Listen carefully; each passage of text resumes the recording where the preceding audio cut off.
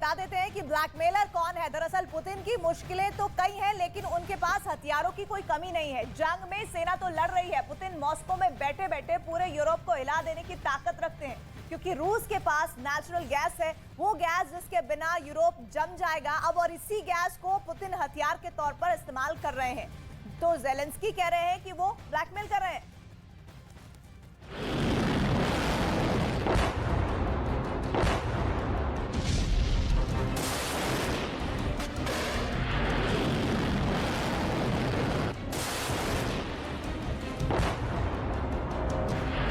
जंग जब जल्दी जीत में तब्दील ना हो तो सवालों की बारिश से तोप के गोले भी पिघलने लगते हैं। यूक्रेन के आसमान में पुतिन की दहाड़ती मिसाइलों का शोर तब कम पड़ने लगता है।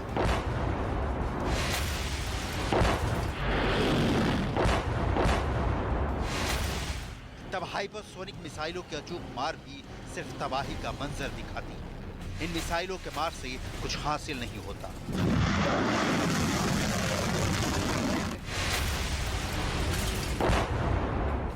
जब जंग में सैनिक के हथियार मुराद नहीं पूरी कर पाते तो जंग की जमीन भी बदलनी पड़ती है और जंग के हथियार भी।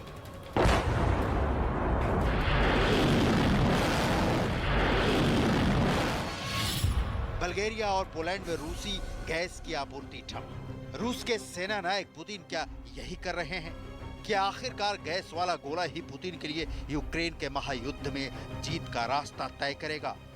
रूस की गैस की ताकत की डिटेल पूरी दुनिया के पास है। सवाल यहाँ वो नहीं, सवाल है चेतावनी, चैलेंज, धमकी और अब ब्लैकमेलिंग के गेम का।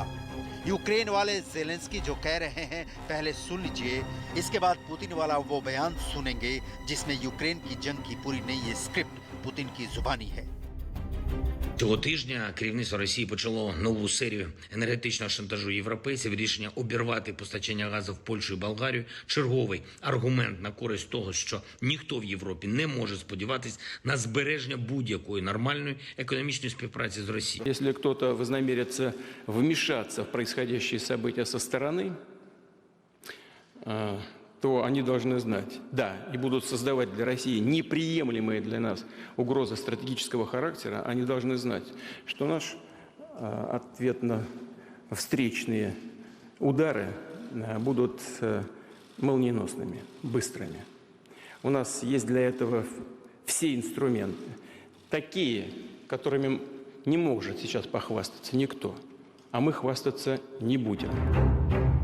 आपने पुतिन और जेलेंस्की दोनों को सुना, लेकिन क्या ये तय कर पाए कि कौन कर रहा है ब्लैकमेलिंग? युद्ध का आगाज करने वाले पुतिन या युद्ध का जवाब देने वाले जेलेंस्की? कौन है असली ब्लैकमेलर?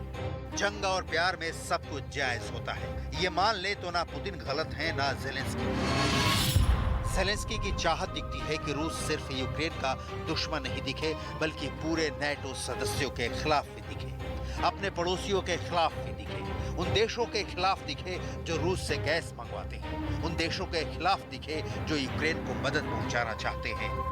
मतलब रूस की छवि पूरे विश्व बिरादरी के खिलाफ दिखे, ताकि यूक्रेन के प्रति सहानुभूति दिखे, पुतिन हमलावर दिखे और जेलेंस्की हमला झेलने वाले कातर प्राणी। आप कह सकते हैं कि इसमें गलत क्या है? ढलते यूक्रेन को बचाने की गरज जेलेंस्की को सबसे ज्यादा नहीं होगी तो किसे होगी? Виглядає як зброя не тільки газ, але й будь-яку торгівлю. Просто очікує моменту, коли тим чи іншим торгівельним напрямком можна скористатись. Або скористатись, щоб шантажувати європейців політично. Або щоб посилити російську воєнну машину, яка розглядає об'єднану Європу як мішень. Тому чим швидше усі в Європі визнають, що не можна залежати в торгівлі від Росії, тим скоріше можна буде гарантувати стабільність. सवाल है फिर पुतिन पर उंगली क्यों उठे? अगर वो यूक्रेन के लिए हाथ बढ़ाने वालों को अंजाम भुगतने की चेतावनी दे रहे हैं, क्यों ब्रिटेन को बारंबार दोहराना पड़ता है कि यूक्रेन को हैवी हथियारों की सप्लाई की बहुत जरूरत है? Some argue that we shouldn't provide heavy weapons for fear of provoking something worse. But my view is that inaction would be the greatest provocation. This is a time for courage, not for caution. And we must ensure that alongside Ukraine, the Western Balkans and countries like Moldova and Georgia have the resilience and the capabilities to maintain their sovereignty and freedom. असल में America को रूस की gas की फिक्र कम है, लेकिन Europe के देशों का आलम यह है कि अगर रूसी गैस की गरमाई यूरोप के घरों में कम हुई तो पूरा यूरोप सिहर उठेगा। लिहाजा पुतिन की पॉलिसी कहती है कि जब तक यूरोपीय देशों से यूक्रेन को हथियारों की सप्लाई जारी रहेगी, ज़ेलेंस्की झुकेंगे नहीं और यूरोप रूस का कहा तभी मानेगा जब उसे नुकसान की आशंका हो। ये बात ज़ेलेंस्की भी समझते हैं और इसे लेकर मदद पहुंचाने वाले देशों को आगाह भी करते रहे हैं। Росія намагається спровокувати глобальну цінову кризу, щоб почався хаос на усіх базових ринках і особливо на продовольчому. Український експорт допоможе стабілізувати ринки. Отже, це вигідно не тільки нам, а усім європейцям, мешканцям усіх країн, по яких можуть вдарити російські деструктивні амбіції. ज़ेलेंस्की का आत्मविश्वास देखकर लगता है कि अभी जंग लड़ने के लिए उनके पास बहुत कुछ बचा है और जाहिर है ये बहुत कुछ अमेरिका और यूरोप से चलकर यूक्रेन पहुंचता है। इसलिए यूक्रेन में जब भी कोई रूसी मिसाइल गिरती है, इसकी धमक ब्रिटेन में भी सुनाई देती है।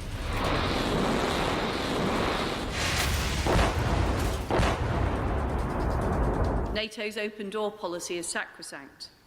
If Finland and Sweden choose to join in response to Russia's aggression, we must integrate them as soon as possible. Bulgaria और पोलैंड में गैस सप्लाई रोक देने का असर ब्रिटेन में भी दिखता है, क्योंकि रूस के गैस के दम पर ही ब्रिटेन ठंड के सामने टिक पाता है और अब इस रूसी गैस की सप्लाई के बाधित होने की आशंका पैदा हो गई है।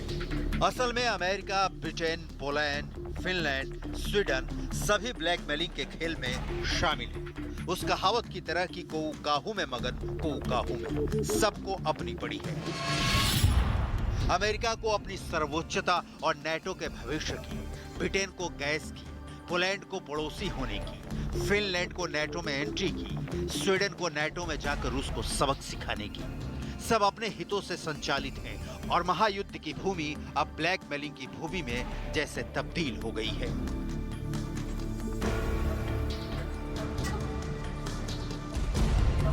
यहाँ ये समझना बहुत जरूरी है कि बल्गेरिया और पोलैंड को लाउड एंड क्लियर मैसेज देकर पुतिन रूसी गैस के सहारे चलने वाले देशों को बताना क्या चाह रहे हैं, जिसे ज़ेलेंस्की पुतिन का ब्लैकमेलिंग वाला गेम कह रहे हैं। बल्गेरिया और पोलैंड को रूस ने गैस की सप्लाई इसलिए रोक दी क्योंकि ये दोनों देश नेटो के सदस्य हैं। दोनों ही देश यूक्रेन में चल रही जंग के खिलाफ हैं। इन देशों में गैस सप्लाई ठप होने का मतलब अमेरिका के भी वर्चस्व को चुनौती है, क्योंकि रूस चाहता है कि रूबल में ही गैस सप्लाई का भुगतान किया जाए। रूस नहीं चाहता कि डॉलर में गैस सप्लाई का लेन-देन किया जाए। Że od dzisiaj, kiedy Rosja przestała przesyłać swój gaz do Polski, przestaliśmy w jakikolwiek sposób od Rosji zależeć. Bulgaria और पोलैंड को गैस की सप्लाई रोककर पुतिन ने संदेश दे दिया है। इन दोनों देशों में अब गैस की एक किल्लत खड़ी हो सकती है। हालांकि पोलैंड का यह दावा है कि उसके पास नेचुरल गैस खोजने पर तेजी से काम चल रहा है, लेकिन सच्चाई तो यह है कि नेचुरल गैस पर पूरा यूरोप बुरी तरह निर्भर है। गैस के बिना यूरोप का एक दिन भी कटना मुश्किल है, क्योंकि यूरोप में बहुत ज्यादा ठंड पड़ती है। घरों को गर्म रखने के लिए लोग हीटर का इस्तेमाल करते हैं और ये हीटर नेचुरल गैस से चलते हैं। बहुत बड़ी संख्या में ऐसी इंडस्ट्रीज हैं जिनमें नेचुरल गैस का इस्तेमाल ईंधन के तौर पर होता है। बड़े पैमाने पर गाड़ियां चलाने के लिए नेचुरल गैस का इस्तेमाल होता है। मतलब पुतिन को पता है कि यूरोप की कौन सी नस दबानी है और काम बनना शुरू हो जाएगा। यूक्रेन फतह का रास्ता सुलभ हो जाएगा, लेकिन एक हकीकत ये भी है कि ऐसा नहीं हो रहा। दो देशों में गैस आपूर्ति ठप पड़ने के बाद भी नेटो सुपर एक्टिव दिख रहा है। मतलब यूक्रेन का साथ छोड़ना नेटो को अब भी गवारा नहीं, चाहे इसके लिए गैस ही क्यों न गंवानी पड़े। लेकिन जरा ठहरिए, ये नतीजा निकालना जल्दबाजी होगी कि पुतिन के गैस रोको फैसले का नेटो देशों पर कोई असर नहीं होगा, क्योंकि अभी सिर्फ दो देशों की गैस सप्लाई बंद हुई है, पूरा यूरोप बाकी है।